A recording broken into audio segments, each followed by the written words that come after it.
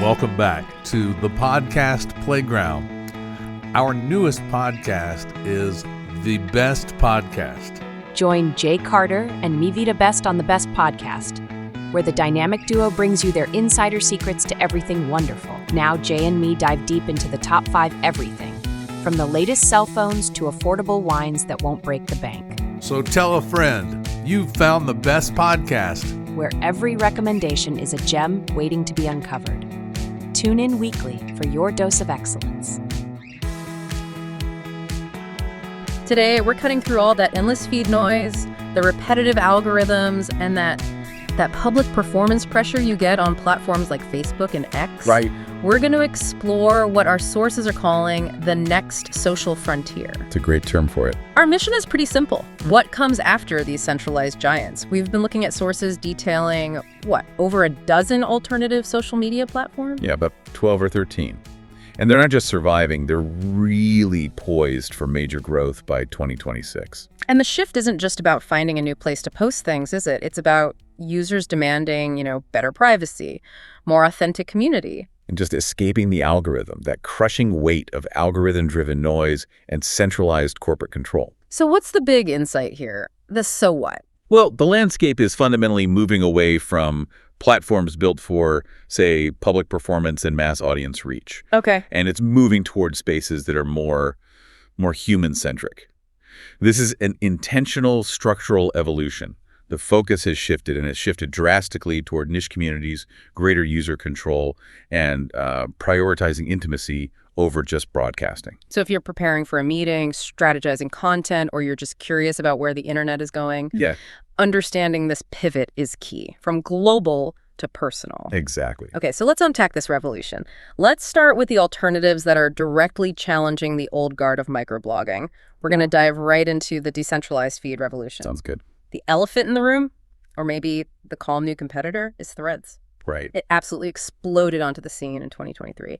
It got over 300 million users incredibly quickly. Which is staggering. It is. And it's a bit surprising that a product backed by Meta, Instagram's creator, is somehow leading the charge for authenticity and calm.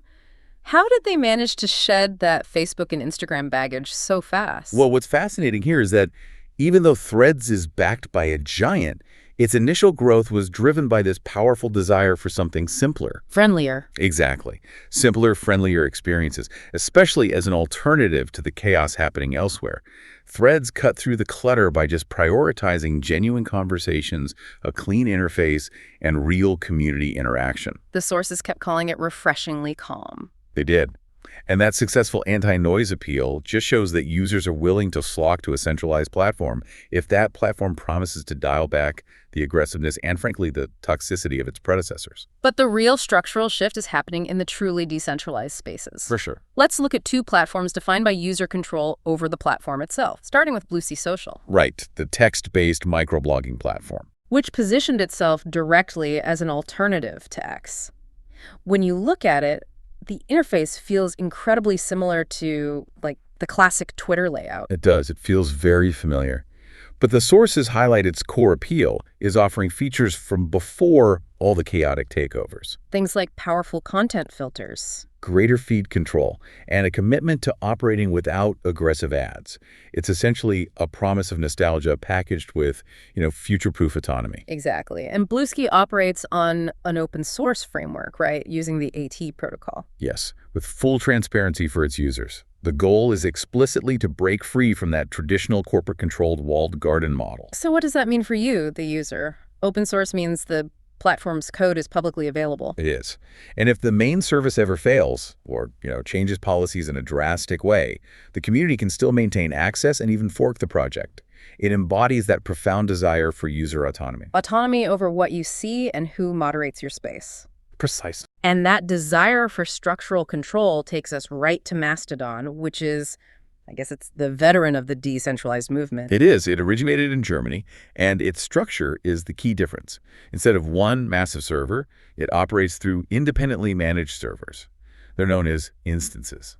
So if we connect this to the bigger picture, this is crucial. Can you define what an instance is in simple terms? Yeah, of course. Think of instances as independent microservers. If you don't like the moderation rules or the specific niche or the community on one instance, You can just leave. you can just move your social identity to another. It gives you portability and control. This empowers users to build much smaller, highly niche communities with personalized moderation that fits their specific needs. And that commitment to privacy and transparency, I mean, that's what's been attracting people who are just tired of toxic debates. It's grown to over 10 million users. It has a steady organic growth. That structural difference really validates that push for user autonomy we saw in the sources. It moves moderation decisions away from, San Francisco or Dublin and down to the community level. So we've seen how users are gaining control over the platform's structure. But what about control over the platform's economy and its content? Right. That takes us to segment 2. Platforms defined by monetization and unrestricted expression. We're moving from the structural problem to the expressive and financial problems. Yes. A whole different set of user motivations. Let's start with Minds. This platform strongly encourages free speech, promises no censorship, but what really sets it apart is its monetization feature. The crypto aspect. Exactly. Users can generate income through social networking by receiving monthly support in cryptocurrency for monetized posts and ad sharing. And this fundamentally challenges the traditional ad-based model of content valuation. It's shifting power and financial support directly to the content creator. So Minds has gained traction with activists, journalists, free speech advocates. The sources even cite the activist collective Anonymous as an example user group. It's creating this responsive community that financially rewards content creation without needing a massive centralized ad machine to skim profits. That is a fascinating model, and it speaks directly to that need for creators to be compensated transparently. But I have to challenge this a bit. Okay. Doesn't Minds require users to be deeply comfortable with cryptocurrency, navigating that whole financial ecosystem? Isn't that a massive accessibility barrier? Doesn't it limit its appeal to a specific tech-savvy niche? That's a very fair critique, and it's something the sources implicitly address. Minds isn't designed to replace Facebook's scale. It's designed to replace Facebook's economy. Okay. For a dedicated group of creators and consumers who really prioritize that direct financial connection. Its growth model is vertical deepening the connection for its niche rather than horizontal, chasing every single user. Got it. Now, what if data security is your primary concern? If you just don't trust any platform with your behavioral data, MeWe is a major alternative. Yes. It follows a framework similar to Facebook, so it feels intuitive and familiar. But its core promise is greater data security, eliminating those concerns we all have about the big social media giants. And MeWe is explicit in its promise. No ad targeting and no feed manipulation. It's trying to capture users who want the structure of a familiar social network, just without that data trade-off. Which raises an important question. What happens when a platform's core value is purely the lack of moderation and privacy? It's a double-edged sword. Our sources highlight that for groups seeking spaces with minimal oversight, that no censorship commitment is a major draw. For instance, notable users cited in our sources include members of the QAnon group. And the anti-vaccine movement, yes. It's an interesting paradox. That desire for absolute data security and control of your feed often aligns perfectly with the desire for unrestricted expression. Even if that content is highly controversial or politically charged. And that same dynamic applies to video creation with BitChute. If you're a creator looking for unrestricted expression, you might turn there. Right. It's a video-based platform similar to YouTube or Vimeo, but it's designed specifically to prioritize video creators without content filters or restrictions. The intention is to allow users to deliver their message without hitting those content moderation bottlenecks you see on the mainstream platform. Exactly. And by accommodating news, current events, and topics from multiple standpoints, BitChute attracts users who feel marginalized by mainstream moderation. Our sources cited users like the far-right conspiracy theory channel InfoWars. And alt-right video creators like Stefan Molyneux and Lauren Southern. The goal for these users is to deliver a message without what they see as editorial oversight. Right. Okay, here's where it gets really interesting, because now we're moving entirely away from that global newsfeed mentality. Whether it's decentralized or uncensored. Exactly. And into highly focused, deep interest communities. This is segment 3. The rise of niche and visual community builders. The motivation here is depth and utility. Absolutely. The king of this transition from passive scrolling to active community is, arguably, Discord. It moved so far beyond just gaming. Well, way beyond. It's now excellent for building strong communities around specific hobbies, professional topics, or really any shared interest. It facilitates deep engagement through voice, video, and text channels that go far beyond what a standard public feed can offer. Discord is a phenomenal example of social media shifting toward utility and depth over breadth.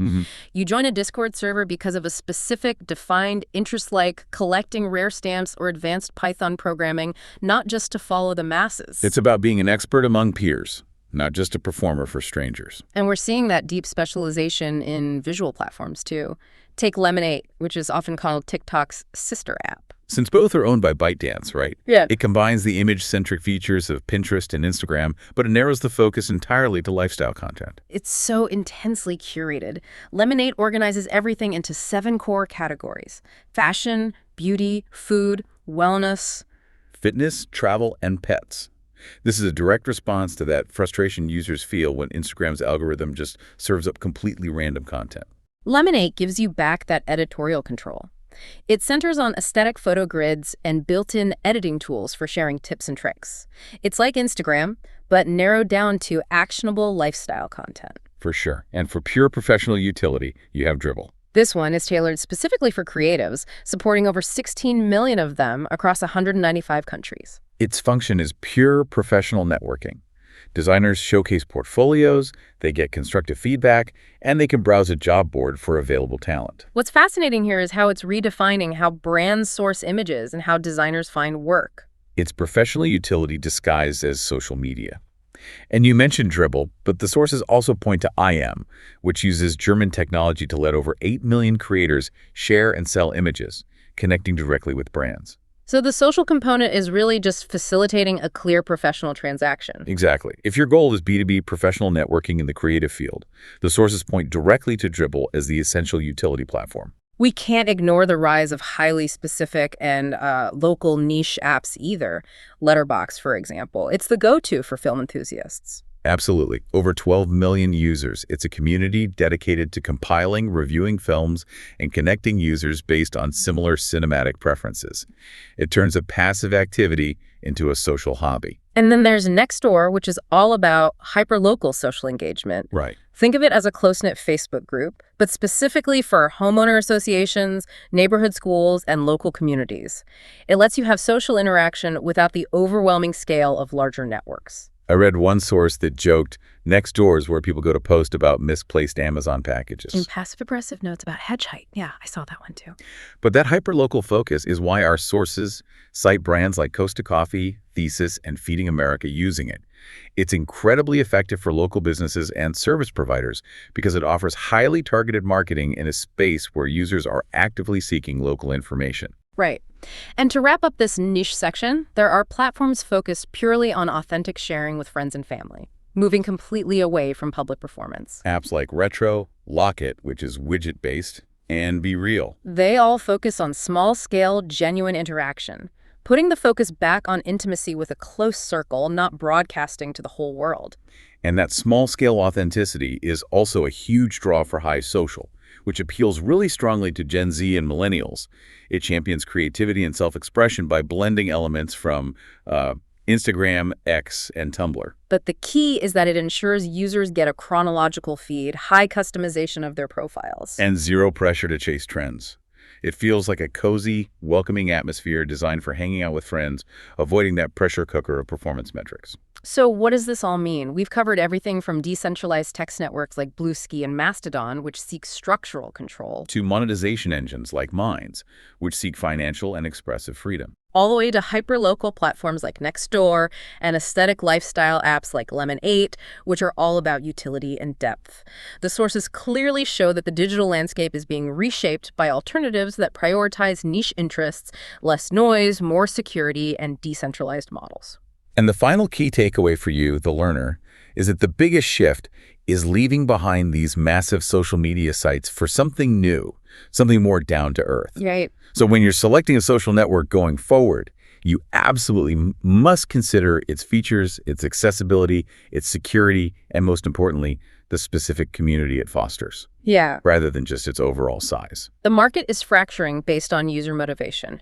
Do you want control, freedom, or depth? That's the core question. And that leads to our closing thought. The sources highlight that outsourcing services to specialized digital marketing companies can help businesses find the right balance in the platforms they explore. But if the most popular alternative platforms, like Mastodon and Bluesky, are fundamentally defined by their resistance to commercial agendas and corporate control, how will the increasing need for brands and agencies to explore these spaces fundamentally change the very nature of the alternative networks themselves? That's a great question. Something to consider as the new social frontier continues to evolve.